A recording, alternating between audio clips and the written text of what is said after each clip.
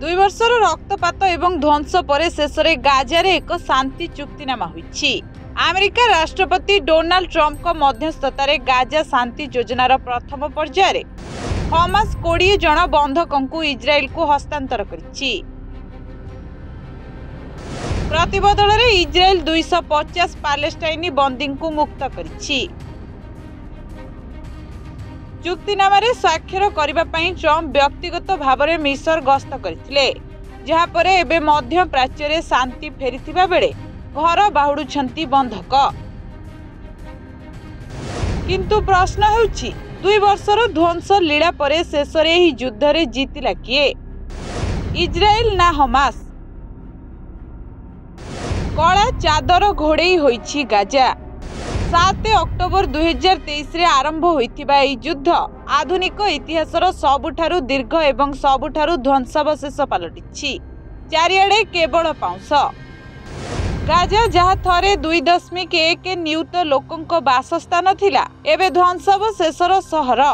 सते जेपरि लागुछि कला चादर घोड़े होइछि गाजा।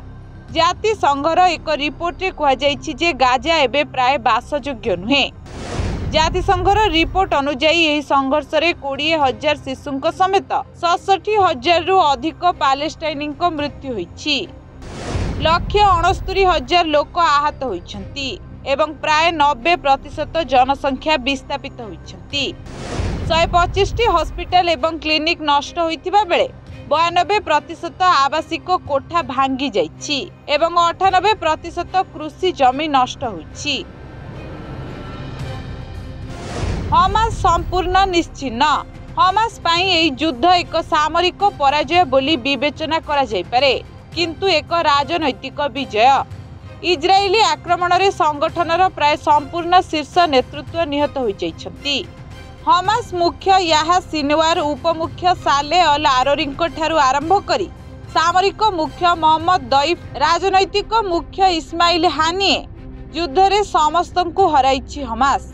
एमितिकी नुआकरी नियुक्त होइथिबा हमास मुख्य मोहम्मद सिनवार को किछि सप्ताह मध्यरे निहत करिथिला इजराइल सेना। तेबे या सत्वे हमास एहार 2टी मुख्य उद्देश्य को पूरण करिबारे आंशिक भावरे सफल होइछि। प्रथमतः अरब देश एवं विश्व स्तर रे पालेस्टाइन प्रसंग को सामना को आनिबा। द्वितीयतः इजराइल नीति को चैलेंज करिबा। भारी मूल्य रे इजराइल विजयी। एही संघर्ष रे इजराइल विजय होइछि कहिबा भूल हेबो नाही, किंतु एथिपाई इजराइल को भारी मूल्य देबाको पड़िछि। 2 वर्षर युद्ध रे इजराइल प्रायतः यार सामरिक उद्देश्य हासिल करिथिला। हमासर शीर्ष नेतृत्व को निपात करिथिला। अस्त्रशस्त्र डिपो नष्ट होइथिला एवं हमासर सुडंग नेटवर्क रो एक बड़ अंश को ध्वंस करिथिला। सबुठु बड़ कथा हेउछि गाजा रे हमासर शासन शेष होइछि सत, किंतु पालेस्टाइन को एक स्वाधीन राष्ट्र भावरे मान्यता देबा पाई अंतर्जातीय चाप एबे वृद्धि पाइछि, जहाँ सामरिक विजय सत्वे इजराइल पाई एक राजनैतिक पराजय। तेबे एबे शांत पड़िछि मध्य प्राच्य।